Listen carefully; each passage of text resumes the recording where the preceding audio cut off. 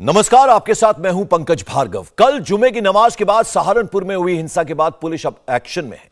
इस मामले में अब तक 54 लोगों को गिरफ्तार किया जा चुका है और करीब 200 लोगों को आइडेंटिफाई किया गया है। पुलिस हिंसा के आरोपियों पर गैंगस्टर एक्ट और एनएसए के तहत कार्रवाई करने की तैयारी कर रही है। तो जिस तरह से कल हिंसा हुई उत्तर प्रदेश के अलग अलग शहरों में, उसके बाद पुलिस अब पूरी तरह से एक्शन में है और अभी तक 54 लोगों की गिरफ्तारी हो चुकी है। करीब 200 लोगों को आइडेंटिफाई किया गया है और जो तमाम हिंसा में लिप्त आरोपी हैं उन पर गैंगस्टर एक्ट और एनएसए के तहत अब कार्रवाई करने की तैयारी की जा रही है। सहारनपुर में हुई हिंसा को लेकर एसएसपी आकाश तोमर का बड़ा बयान सामने आया है। एसएसपी का कहना है कि भीड़ में शामिल लोग बच्चों को भी लेकर आए थे। मदरसे के हॉस्टल के स्टूडेंट्स भी इस भीड़ में शामिल थे। अब तक हिंसा के, जैसे कि हम आपको बता रहे हैं, 54 आरोपियों को गिरफ्तार कर लिया गया है और करीब 40 आरोपियों पर एनएसए के तहत कार्रवाई होगी। एसएसपी आकाश तोमर से बात की इंडिया टीवी संवाददाता कुमार सोनू ने। आइए सुनते क्या कहा उन्होंने। सहारनपुर हिंसा मामले में बात करने के लिए हमारे साथ सहारनपुर के एसएसपी हैं आकाश तोमर। आकाश जी, पूरा मामला क्या है, पहले आपसे वो समझ आ जाए।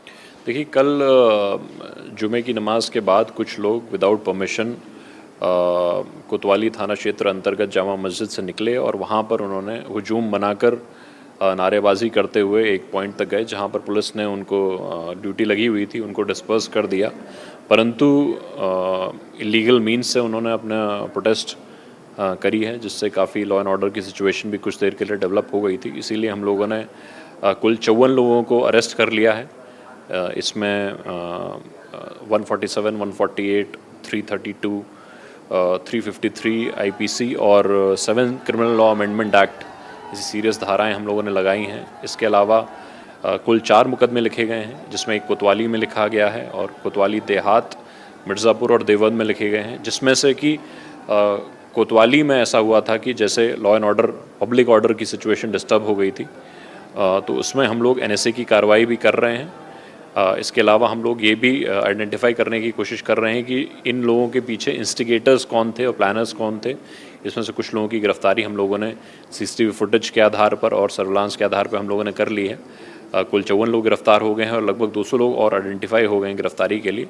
बाकी लोगों की भी हम लोग शीघ्र ही गिरफ्तारी करेंगे और सख्त कार्रवाई इसके ऊपर करेंगे। एनएसए की कार्रवाई क्या सभी पे की जा रही है या कुछ जिनका मेन रोल निकल कर सामने आया उनके खिलाफ? देखिए, कोतवाली थाना क्षेत्र अंतर्गत जो मेन यहाँ पर घटना हुई है, जहाँ घंटाघर वाली घटना जो हुई है, उसमें एनएसए की कार्रवाई की जा रही है। कितने आरोपी हैं उस मामले में? देखिए, उस प्रकरण में करीब अब तक 40 लोग हम लोगों ने गिरफ्तार कर लिए हैं और भी गिरफ्तारी इसमें जारी है।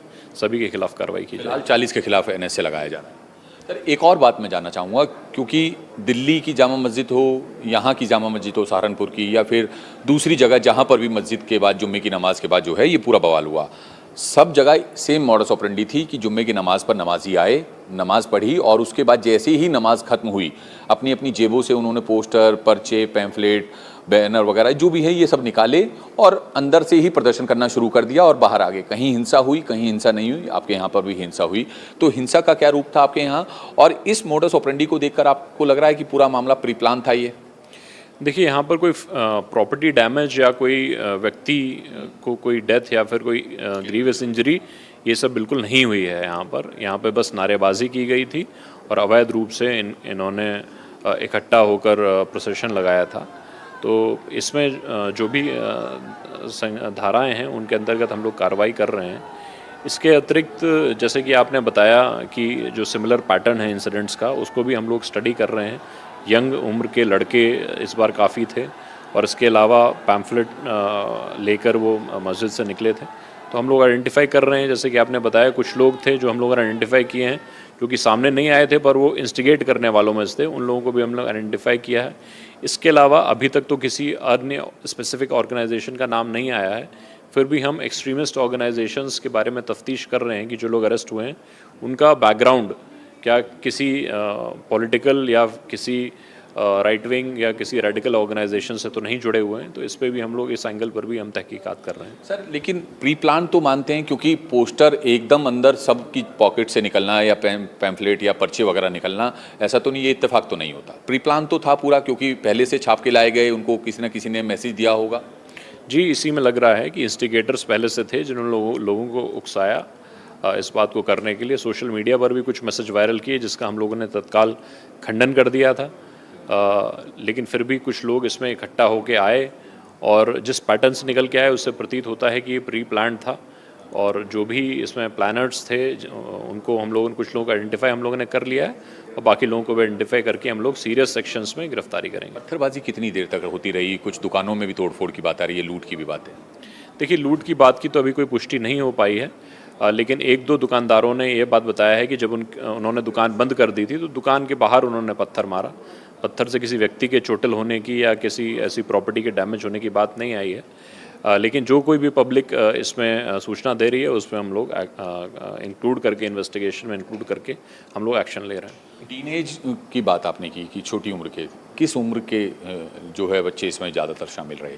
देखिए, 18-20 साल के बच्चे थे और कुछ 12-13 साल के बच्चे भी थे जिनको डिलिबरेटली लाया गया था सामने, ताकि प्लानिंग के तहत लाया गया था ताकि उनके मतलब सॉफ्ट टारगेट उनके ऊपर प्रशासन इतनी सख्ती ना बरत पाए, ऐसा सोच के। लेकिन ऐसे इंसिडेंट्स में कोतवाली देहात में ऐसा हुआ कि जैसे बच्चों को यूज़ करके प्रोवोकेटिव पोस्टर्स छपवाए, तो जिन लोगों ने बच्चों का इस्तेमाल किया था हम लोगों ने उन लोगों को गिरफ्तार कर लिया है और इसमें भी जो बच्चों के साथ थे जो लेके आए थे उनको गिरफ्तार करके हम लोग कार्रवाई कर रहे हैं। कहाँ से लाए गए थे बच्चे? सहारनपुर के थे, बाहर के थे या फिर किसी मदरसे के थे, कहाँ के थे? देखिए, अभी तो जो लोकल लोग हैं वही सामने आ रहे हैं, उन्हीं के मोहल्ले के लोग सामने आ रहे हैं।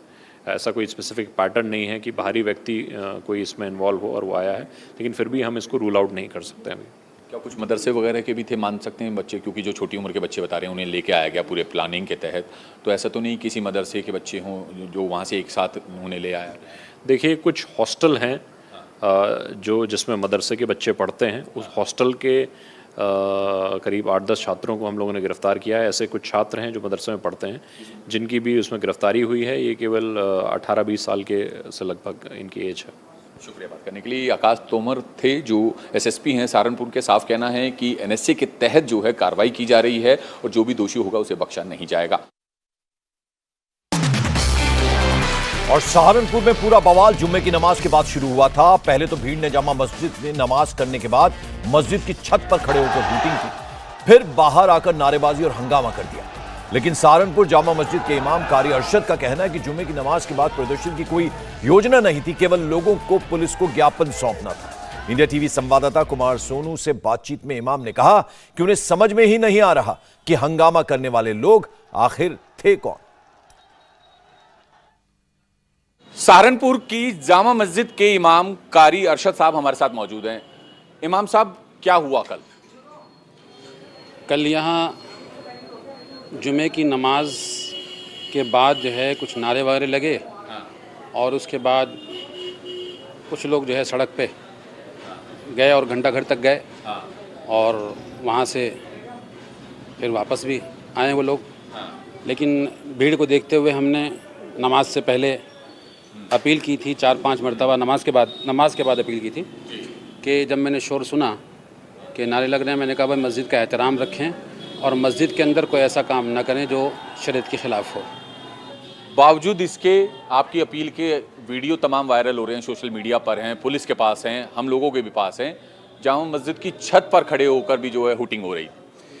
जामा मस्जिद की छत पर से तो हटाया गया था, वहाँ पे रस्सियाँ बांधी गई थी, यहाँ पर ना खड़े हों कोई भी। जहाँ तक भी रोका गया हमने रोका उसको।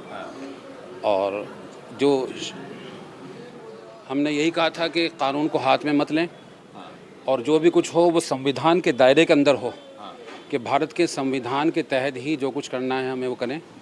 दिल पे चोट है जो नबी पाक सल्लल्लाहु अलैहि वसल्लम के बारे में जिसने कही है, लेकिन जो इसको जो है गम को, हमें गुस्से को जो जाहिर करना है वो भारत के संविधान और दायरे के अंदर ही करें। लेकिन भारत के संविधान की जो खुलकर धज्जियाँ उड़ाई गई, कौन लोग थे ये लोग? समझ में नहीं आ रहा है कौन लोग थे। मैं तो उन लोगों को ज़्यादा पहचानता नहीं हूँ कौन के लिए। कुछ लोगों को आप जानते भी हैं? मैं तो अंदर था उस वक्त, मैंने देखा नहीं कौन लोग थे सर से। बच्चे भी जो है पूरे हंगामे में शामिल थे, 12 साल, 14 साल, 15 साल, 16 साल, 17 साल के। हाँ, मैंने ये सुना है कि छोटे छोटे बच्चे थे, 12-12 साल के बच्चे। लेकिन ये जो कुछ भी क्या, ये बड़ा चिंताजनक बात है। सहारनपुर की जामा मस्जिद हो, दिल्ली की जामा मस्जिद हो या यूपी के उन इलाकों की मस्जिदें हों जहां पर हंगामा हुआ कल जुम्मे की नमाज के बाद, एक ही मोडस ऑपरेंडी देखने को मिली कि नमाज हुई जुम्मे की और नमाजियों ने जेब से पोस्टर, पर्चे, पैम्पलेट निकाले और प्रदर्शन शुरू कर दिया। ये क्या था ये पूरा मामला? ये मेमोरेंडम देना था, मेमोरेंडम दे देते सब हाँ। कि जिसको जो इसके जो बड़े थे पुलिस के, उसके जरिए से राष्ट्रपति तक, प्रधानमंत्री तक जो मेमोरेंडम देना था वो दे देते। लेकिन पूरी प्लानिंग के साथ हुआ, चाहे क्योंकि अगर प्लानिंग नहीं होती तो जो सहारनपुर की जामा मस्जिद में हुआ वही दिल्ली की जामा मस्जिद, वही यूपी के दूसरे जिलों में मस्जिदों में कि जुम्मे की नमाज के बाद एकदम लोगों ने अपनी अपनी जेबों से पर्चे निकाले, यानी कि पहले से रख कर लेके आए थे, उनके मन में पहले से ख्याल था कि नमाज अदा होगी और उसके बाद ये काम करना है।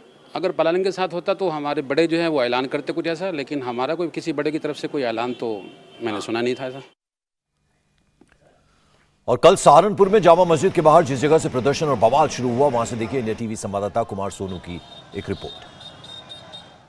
दिन शुक्रवार, जुम्मे की नमाज के बाद तकरीबन 2 बज रहे थे जब सहारनपुर की इसी जामा मस्जिद जो कि 150 साल से ज़्यादा पुरानी है, इसी जामा मस्जिद से नमाजी नमाज अदा करके बाहर निकले और अचानक से प्रदर्शन शुरू कर दिया। अपनी अपनी जेबों से जो है नमाजियों ने पोस्टर और पर्चे निकाले, पैम्फलेट निकाले और उसके बाद प्रदर्शन शुरू हो गया और अचानक से जो भीड़ है वो इस मार्केट में आ गई। दरअसल इस मार्केट को नेहरू मार्केट के नाम से जाना जाता है और ये जो नेहरू मार्केट का ये रास्ता है ये सीधा घंटा घर की तरफ जाता है और घंटा घर तक जो है तमाम प्रदर्शनकारी पहुंचे और उन प्रदर्शनकारियों की भीड़ में बहुत सारे लोग ऐसे भी थे जो हुड़दंगी थे, जो हुड़दंग कर रहे थे, पत्थरबाजी कर रहे थे और हंगामा कर रहे थे। जिसके बाद पूरे मामले की जानकारी पुलिस को मिली तो पुलिस मौके पर पहुंची और घंटा घर के पास पूरी भीड़ को डिस्पर्स कराया,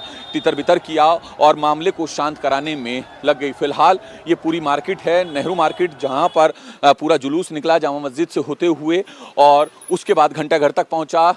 पत्थरबाजी भी हुई, हुड़दंग भी हुआ, हिंसा भी हुई। फिलहाल पुलिस ने इस पूरी हिंसा के मामले में 48 लोगों को मुकदमा दर्ज कर गिरफ्तार कर लिया है। इसके अलावा 200 से ज़्यादा हुड़दंगियों की पहचान की जा रही है। सीसीटीवी और जो मोबाइल फुटेज है उनके आधार पर पहचान की जा चुकी है। उनकी भी गिरफ्तारी के लिए जगह जगह दबिश दी जा रही है। इसके साथ ही साथ जो उत्तर प्रदेश पुलिस है उसके पास तकरीबन 1000 से ज़्यादा सीसीटीवी और मोबाइल वीडियो मौजूद हैं और इन्हीं मोबाइल वीडियो और सीसीटीवी के आधार पर जो बाकी दूसरे हुड़दंगी हैं, जो दूसरे आरोपी हैं जिनकी पहचान नहीं हो पाई है, उनकी पहचान भी करने की कोशिश की जा रही है। कुछ दुकानदार भी हैं, उनसे भी हम बात कर लेते हैं। भैया क्या नाम है आपका? आपका क्या नाम है? मुकेश प्रजापति। मुकेश जी, क्या हुआ था यहाँ पर? क्या बताएं, कुछ भी नहीं, नारेबाजी हुई थी यहाँ पे। हाँ। बस यही हुआ था। पत्थरबाजी भी हुई? पत्थरबाजी नहीं यहाँ पे हुई, यहाँ नारेबाजी हुई थी, सिर्फ यही करते हुए गए थे और कुछ नहीं हुआ यहाँ पे। अच्छा, एकदम कहाँ से लोग आ गए? कुछ ये मस्जिद है, मस्जिद में नमाज पढ़ने आए थे सब। हाँ। मैं यहीं से आए। तो सबके हाथ में बैनर पोस्टर वगैरह भी थे? पोस्टर थे। पोस्टर थे। चलिए, और कुछ लोगों से भी, दुकानदारों से भी बात करने की कोशिश करते हैं। बाबूजी, आपका क्या नाम है? रविंदर जैन। जी, रविंदर जैन। रविंदर जी, कल क्या हुआ यहाँ पर? भाई साहब दुकान में, हम तो दुकान बंद करके चले गए थे जी। हाँ। और हमारे क्या से सारा बाजार बंद हो गया था। अच्छा, क्यों? जो जुमा पढ़ने के बाद आदमी आए और वो हल्ला करते हुए चले गए आगे। हाँ। कहा उन्होंने किसी को कुछ नहीं, हाँ। बस रोक के तारते हुए चले गए। तो उनकी दहशत में पूरा ही बाजार बंद हो गया था। अच्छा, दहशत इतनी हो गई कि बाजार बंद करना पड़ गया। बस तो ये बताइए, उनके हाथ में बैनर पोस्टर वगैरह कुछ नहीं था जी। पत्थर वगैरह? नहीं जी। इंडिया टीवी हर वक्त हर जगह डाउनलोड करने के लिए सर्च करें India TV news Google play store या ऐप स्टोर पर।